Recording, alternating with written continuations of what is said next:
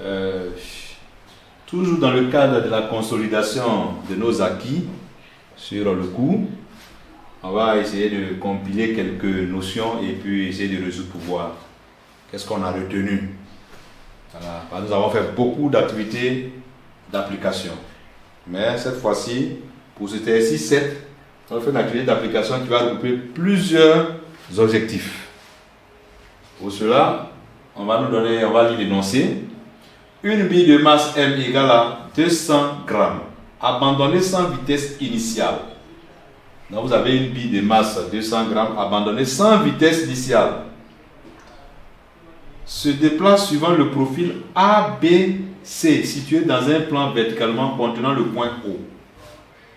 Sa position sur la portion circulaire AB est repérée par l'angle. Donc voilà, le mobile part de A, arrive au point B, repéré par l'angle θ.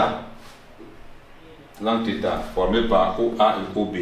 OA, OB, c'est le rayon de courbure. On vous donne le G, on vous donne l'angle formé par les deux, sont 6 degrés. Et on donne le rayon aussi, OB, qui est égal à 0,5 m. La longueur, après maintenant, on vous donne la longueur BC, 2,2 m. Donc dans un premier instant, on dit quoi? On va faire l'étude du mouvement. Étude du mouvement sur la portion AB. Donc c'est la portion AB qui va nous intéresser pour le moment. On va faire l'étude. Et là, qu'est-ce qu'on nous demande? 1.1. Énonce le théorème de l'énergie cinétique. On va énoncer le théorème de l'énergie cinétique. On a déjà énoncé plusieurs fois déjà. Donc ça n'est pas nouveau. Détermine l'expression de la vitesse, l'expression VB de la bille lors de son passage au point B. On dit va passer au point B. Quelle est l'expression de la vitesse? En fonction de quoi? G, R et θ. 1.3, on a calculé la valeur de la vitesse VB. Donc voilà notre exercice. On va passer à la résolution. Voilà, ça c'est la première partie. Dans la deuxième partie, maintenant on dit quoi? On suppose que la bille s'immobilise. La bille qui descend là, avec une vitesse VB, arrive au point C et va s'immobiliser exactement au point C. On va déterminer l'intensité F de la force de frottement opposée au mouvement de BC. Donc on nous demande l'effort de frottement. C'est-à-dire qu'entre les deux, il y a l'effort de frottement. On demande de déterminer l'expression AX de l'accélération supposée constante de la bille en fonction de VBXL et en fonction de F et M. On demande de faire l'application numérique en prenant VBX égale à 2,4. Donc je signale que sur cette portion, sur la portion AB, les frottements sont négligés. Je vais préciser ici. Les frottements ND, les frottements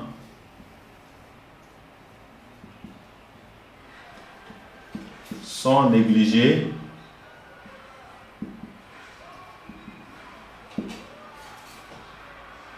sur la portion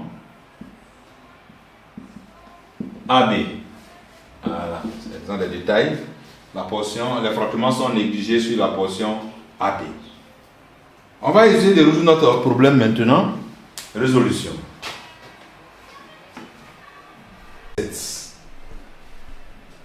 Le petit 1, on dit on va étudier le mouvement sur la portion AB d'abord. Petit 1, étude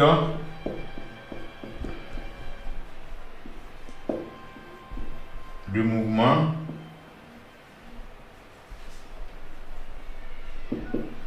sur AB. C'est ça qui nous intéresse pour le moment.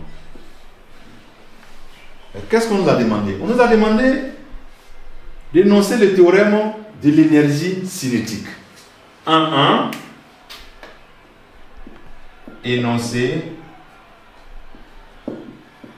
du théorème de l'énergie cinétique. L'énoncé du théorème de l'énergie cinétique que j'ai mis en abrégé TEC. Mais il faut écrire en intégralité chaque fois. Théorème de l'énergie cinétique. Le théorème nous dit quoi? On va rappeler à nouveau encore. Ça c'est la routine, on va toujours rappeler.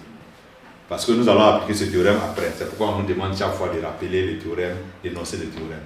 Le théorème nous dit quoi? Dans un référentiel galiléen, la variation de l'énergie cinétique d'un solide entre deux instants est égale à la somme algébrique des travaux des forces extérieures appliquées assez solide. Donc on a plusieurs fois rappelé ce théorème.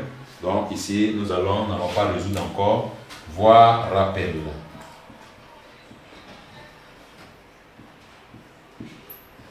Voir rappel. On passe maintenant au 1-2. 1-2 détermine l'expression de la vitesse VB de la bille lors de son passage au point P. On doit déterminer l'expression de la bille. 1-2, expression VB.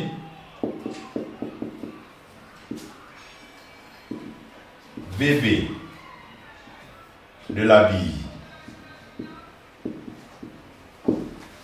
Chaque fois, on nous a dit, lorsqu'on doit déterminer la vitesse en un point, il faut faire quoi? Il faut faire l'étude dynamique. L'étude dynamique consiste à faire quoi?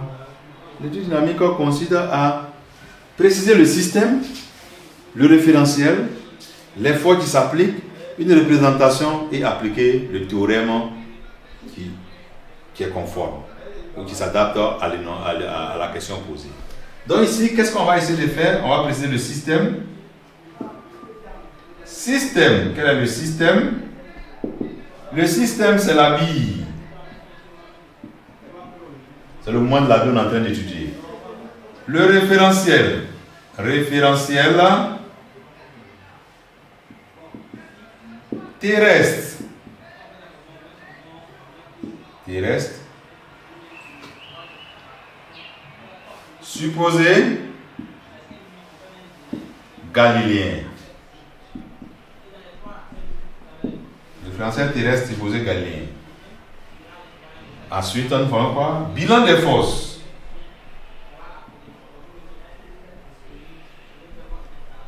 Bilan des forces. Bien sûr, les forces extérieures. On va citer les forces.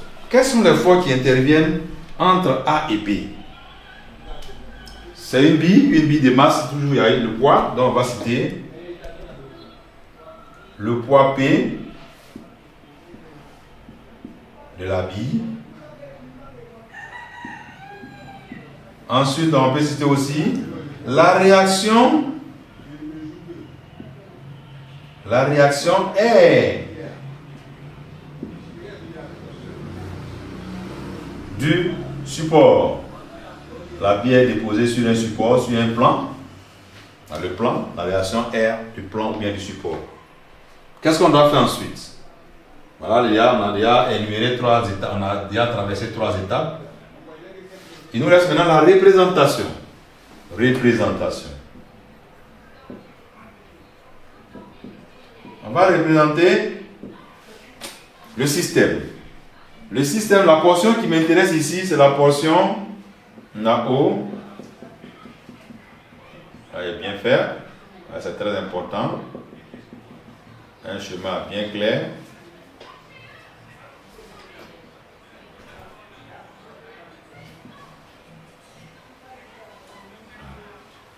A. Et puis nous avons B. Ensuite, vous avez la suite. Donc c'est cette portion-là qui m'intéresse pour le moment. Voilà, si on veut même lui là, on peut l'enlever pour le moment. Voilà la portion AB. La portion AB, il faut qu'il représente les forces qui s'exercent sur le solide. Là, c'est l'angle θ. Les forces qui s'exercent, vous avez quelle force? Nous avons, on reprend par exemple le système ici. Voilà, si on représente le système ici, entre A et B, les forces qui vont s'exercer, c'est quelle force? Vous avez le poids, c'est toujours la verticale, P. La réaction est toujours perpendiculaire au support. Donc la réaction perpendiculaire aussi, c'est la tangente à la trajectoire. Vous avez la tangente à la trajectoire, le support ici, c'est AB. Donc si on doit tracer la perpendiculaire au support, c'est la perpendiculaire à la tangente à la trajectoire. Donc ça dit que ça sera suivant le rayon. Suivant le rayon, donc R sera suivant le rayon R. La réaction du support est suivant le rayon, c'est centripète, si vous voulez.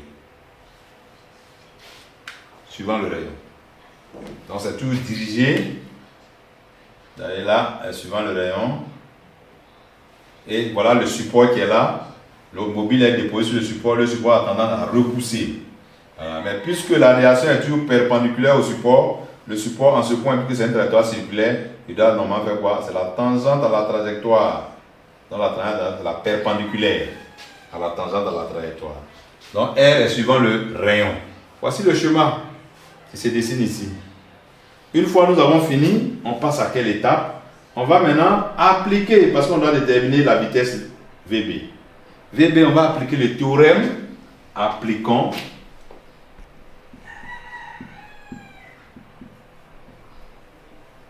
le théorème de l'énergie cinétique entre A et B. Voilà les deux.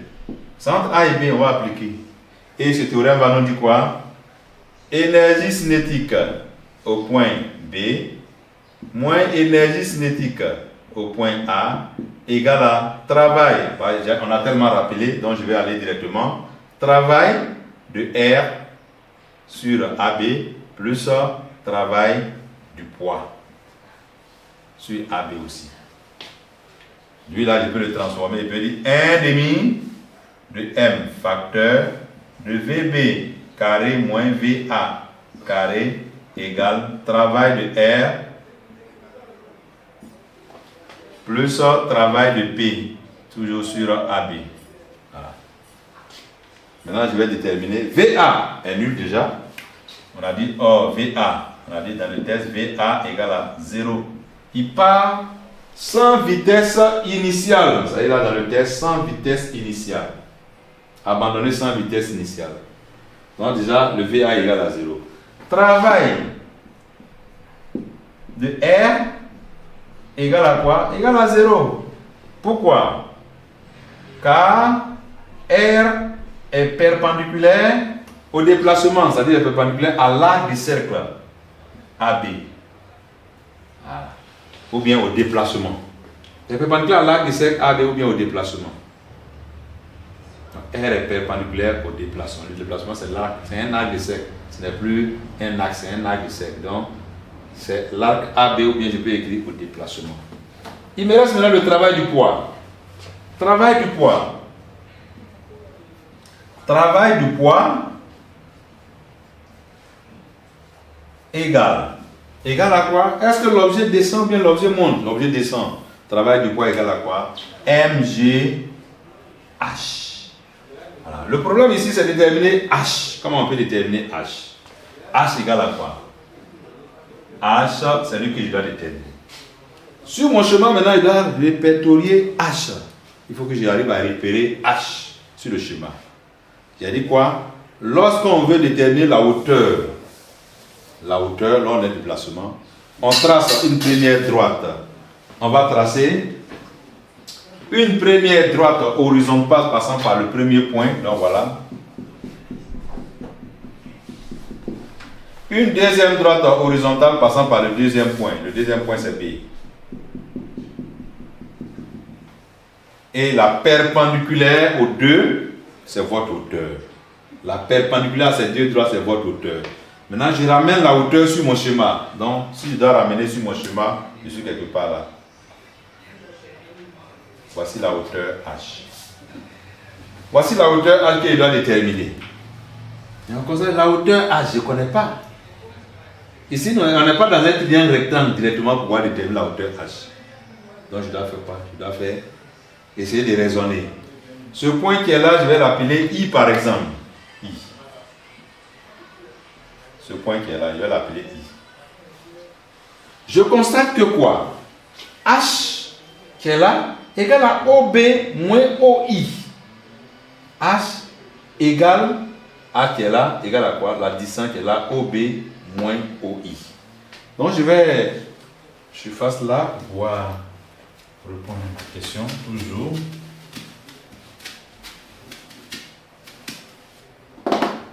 H égale OB moins, et qu'on appelle le rayon R.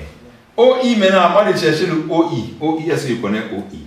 OI, je ne connais pas la distance OI. Mais qu'est-ce que je connais? Je sais que OIA forme un triangle rectangle. Forme un triangle rectangle en I. Donc ça veut dire quoi? Le côté OI, c'est le côté adjacent à l'angle θ. Qui parle du côté adjacent parle de cosinus. Donc OI égale à quoi? OI égale à hypoténuse fois cosinus de l'angle. Hypoténuse c'est OA.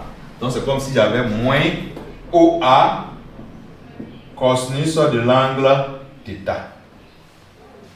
Donc je répète, OI c'est le côté adjacent du triangle OIA. Côté adjacent. Le côté adjacent, pour trouver, on fait quoi? On fait hypoténuse fois cosinus de l'angle. L'hypoténuse ici c'est quoi? C'est OA. Cosinus. Or OA c'est quoi aussi? OA c'est le rayon. Parce que vous avez la distance OA c'est aussi égal à la distance OB. C'est une trajectoire circulaire. Donc je peux dire égal aussi à R moins petit r cosinus θ. Qui est égal à R facteur de 1 moins cosinus θ.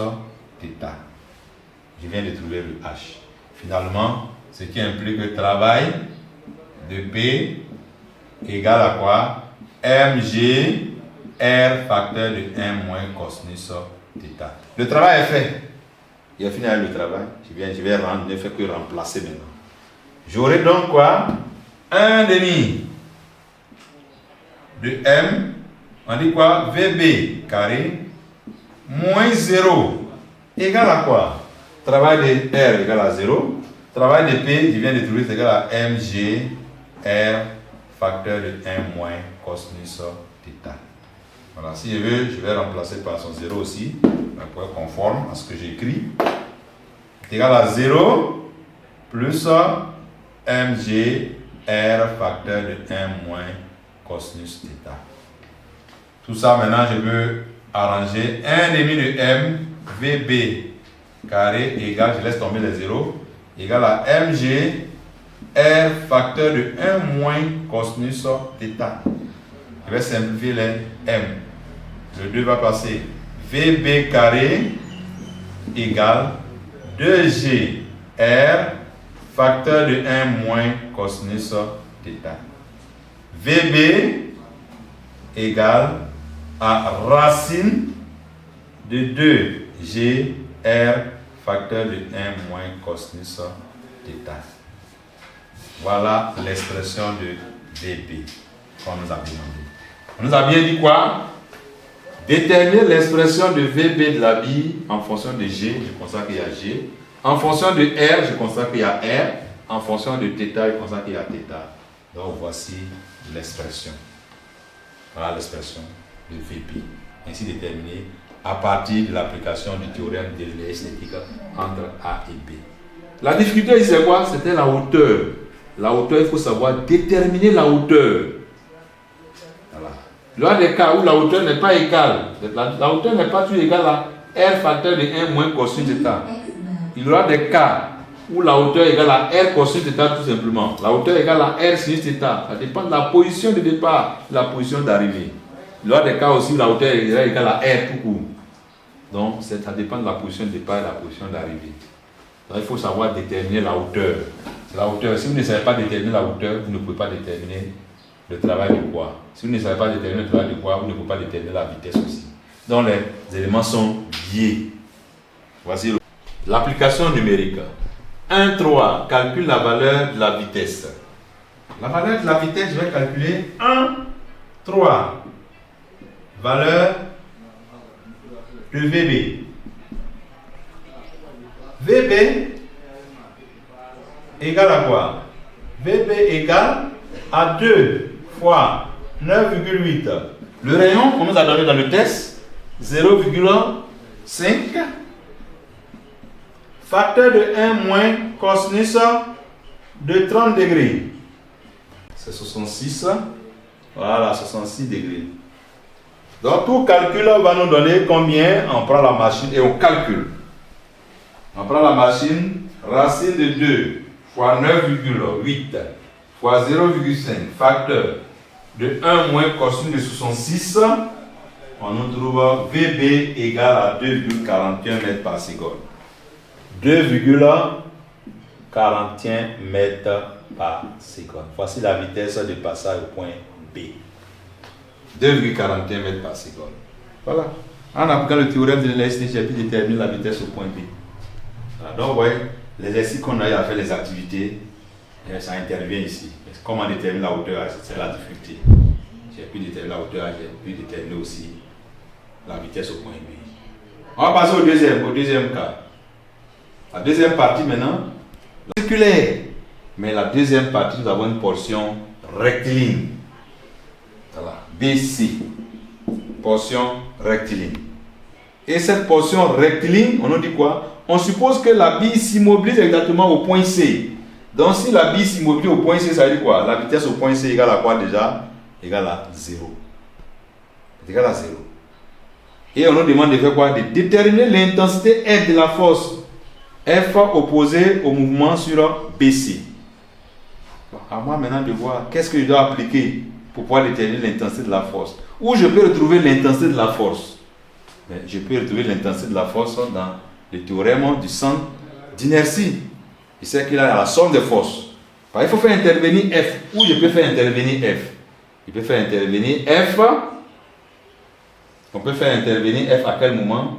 Dans le théorème du centre d'inertie. Donc je vais passer au 2.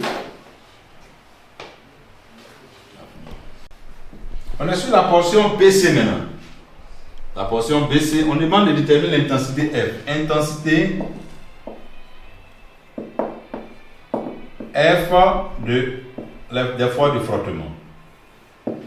Ici, ça veut dire quoi? On a changé de portion, donc les forces ont changé également. On a changé de portion. On est sur la portion PC. Donc je vais faire bilan des forces. Le système n'a pas changé, le référentiel n'a pas changé, mais c'est les forces. Bilan des forces. Les forces, on va les citer. Nous avons quoi? On a le poids de la bille. Le poids de la bille P. Et on a la réaction normale.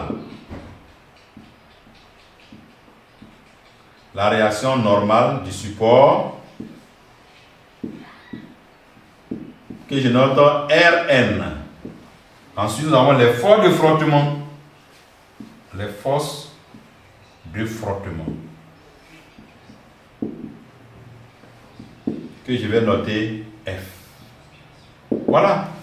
Nous avons 3 forces. On passe à quelle étape maintenant? On va essayer de représenter. Représentation.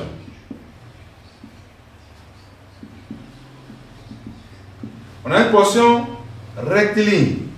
B et puis C. Qu'est-ce qu'on va faire? On va schématiser notre solide par notre bille par un point. Après le point, je vais représenter toutes les forces. Le poids, c'est sur la verticale. Ensuite, nous avons quoi? La réaction normale perpendiculaire au support. Les forces de frottement opposées au déplacement. Voilà. Et qu'est-ce qu'on nous demande ici? On nous demande de déterminer l'intensité F de cette force. Voilà la question posée. Déterminer l'intensité de cette force revient à faire quoi? On vient. Maintenant, si on parle par le théorème du centre d'inertie, on aura 2 inconnus. Le théorème du centre d'inertie, on va voir est-ce que c'est le théorème du centre d'inertie qu'on doit appliquer. Si j'applique le théorème du centre d'inertie, j'aurai l'inconnu F et j'aurai l'accélération comme inconnu. Donc ça dit que déjà là, je ne vais pas passer par le théorème du centre d'inertie. Je vais appliquer le théorème de l'énergie cinétique aussi. Appliquons le théorème de l'énergie cinétique. Appliquons le théorème de l'énergie cinétique entre B et C. On va y aller en même temps. 1 demi de M V C carré moins VB carré égale travail de R plus travail de F plus travail de P. On a dit quoi? Le mobile va s'arrêter, va s'immobiliser au point C. Donc ça veut dire quoi? VC égale à 0. Travail de P. travail de R égale à travail de P qui est égal à 0. Pourquoi? Car Rn plutôt, c'est Rn, il faut préciser, c'est Rn. Rn et P sont perpendiculaires à l'axe BC, à la droite BC. C'est perpendiculaire à l'axe BC. Donc ça veut dire quoi finalement?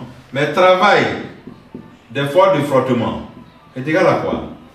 Travail des forces de frottement, c'est toujours égal à quoi? Ça fait toujours moins l'intensité de la force multipliée par le déplacement, c'est-à-dire BC. C'est égal à quoi? Moins F multiplié par, je vais l'appeler grand L. Voilà. Donc tout ça, je remplace dans ma formule devient quoi? 1 demi de M, 0 moins VB carré égale à moins, bon là c'est 0, moins FL plus 0. Il va me rester quoi? Moins 1 demi de M VB carré égale à moins F fois L. Il fait quoi? Je simplifie. Et là, c'est F, on me demandait ici, F sera donc égal à quoi? F sera égal à MVB carré sur 2L. Voilà l'expression qui m'est demandée. M je connais, VB je connais, L je connais. Donc l'intensité on peut calculer. Application numérique. MF égale la masse 0,2 g.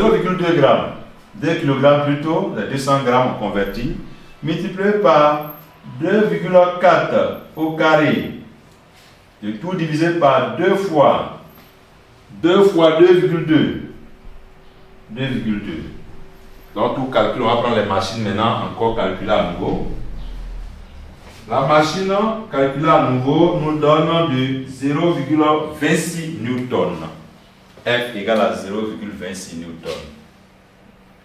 F égale à 0,26 newton, c'est une force. Voici l'intensité des forces de frottement. Donc, vous voyez, on a appliqué le théorème de l'énergie cinétique pour avoir F. On ne pouvait pas appliquer le théorème du centre d'inertie parce qu'il y avait deux inconnus, il y avait F et puis il y avait l'accélération. Mais si je connaissais l'accélération, je pouvais passer par là. Mais je ne connaissais pas l'accélération.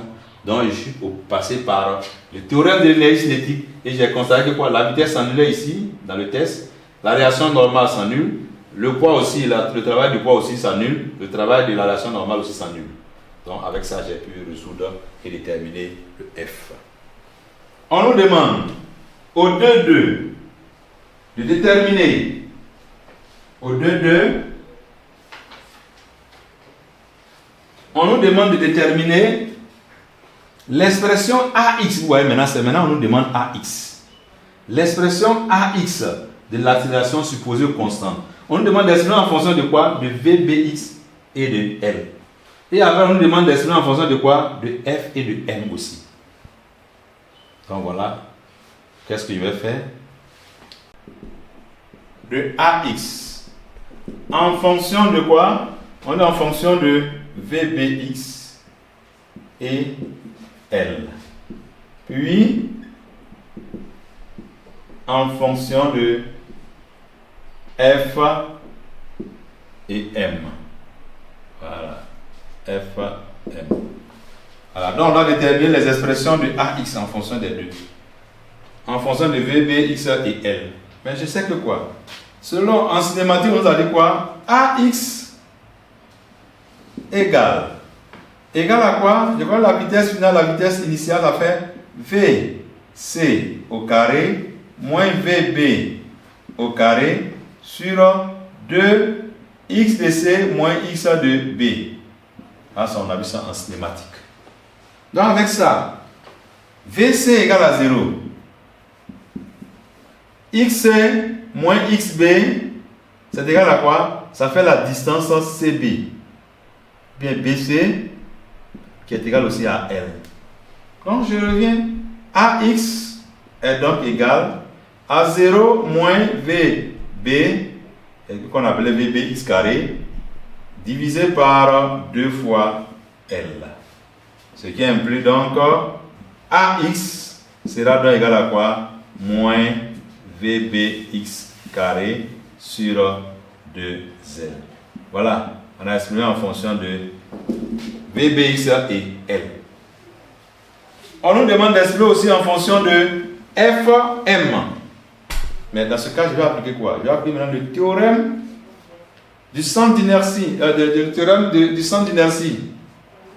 Avec le théorème du centre d'inertie, je peux arriver. En appliquant le théorème du centre d'inertie, appliquons le théorème du centre d'inertie. Appliquons le théorème du centre d'inertie. Qui nous dit quoi? P plus Rn plus F égale à MAG. On va faire la projection sur quoi? Projection sur l'axe BX. Ou bien l'axe, voilà, on met X ici. Projection sur l'axe BX. On projette sur l'axe BX. Projection sur l'axe BX. On va projeter P. Quand on regarde P, P est perpendiculaire au déplacement, donc sa projection va nous donner 0. Rn est perpendiculaire au déplacement, sa projection nous donne aussi 0. Donc la projection de P nous donne 0. La projection de Rn nous donne 0. Et la projection de F. F est suivant l'axe, mais contraire à l'axe. Donc ça nous donne moins F. Ça donne lui-même mais en opposé. Égal à quoi? MAX. Je fais quoi? Je tire AX. AX est donc égal à quoi? Moins F divisé par M. Voilà. Donc, vous voyez, par deux méthodes différentes, j'ai pu déterminer l'expression de AX. Donc, souvent, votre exercice, et c'est quand vous êtes bloqué à une formule, essayez de voir autre méthode. Ici, on est passé par l'expression des vitesses au carré. Et de l'autre côté, on est passé par le théorème du centre d'inertie. Mais si vous effectuez le calcul, vous allez trouver les mêmes valeurs. Les mêmes valeurs. On passe maintenant à l'application numérique. On y fait l'application numérique en prenant VBX égale à quoi? Égale à 2,4. Donc ça veut dire quoi? Si c'est VBX, on veut dire de prendre 2,4, ça veut dire quoi? C'est la formule-là que je dois utiliser. Je vais utiliser la première formule. Voilà. On passe maintenant au 3, 2, 3. Application numérique. Application numérique. Ah, on nous donne Vx. Donc je ne sais pas quelle formule. Application numérique. Je vais prendre la formule AX égale à quoi? Moins VBX au carré sur 2L. Application numérique. AX égale moins, on va prendre 2,4. Je mets au carré. Que divise 2 fois L? L c'est 0,22 ou bien 2,2 je crois. 2,2. On va vérifier. 2,2. Vous voyez 2,2. C'est ça. Donc on prend la machine et on va essayer de calculer. Moins 2,4 au carré divisé par 2 fois 2,2. Et le tout va nous donner AX égale moins 1,31. AX égale moins 1,31 mètres par seconde carré. Voici l'accélération. Même si elle passe par cette formule aussi, je vais trouver la même chose. Voilà. Voilà, moins 0,26 divisé par 0,2. Là aussi, on trouve le même résultat, avec 1,3 mètres seconde mètre par seconde carré. Donc, vous voyez, par deux méthodes différentes, par plusieurs méthodes, on a pu déterminer l'accélération. Donc, voilà aussi un compile d'objectifs qu'on a réunis au sein de cet exercice numéro 7. Vous voyez, ça fait intervenir le théorème du centre d'inertie, le théorème de l'énergie cinétique, portion circulaire, portion rectiligne, force de frottement. Donc tout est lié. Donc voilà un peu. Dans nos prochaines séances, nous allons passer maintenant à des situations d'évaluation, où c'est comme si vous étiez à la place du professeur maintenant en train de résoudre le problème. Donc, la prochaine séance, il s'agira des situations d'évaluation. Donc, sur ce, nous allons nous arrêter là pour aujourd'hui. Merci.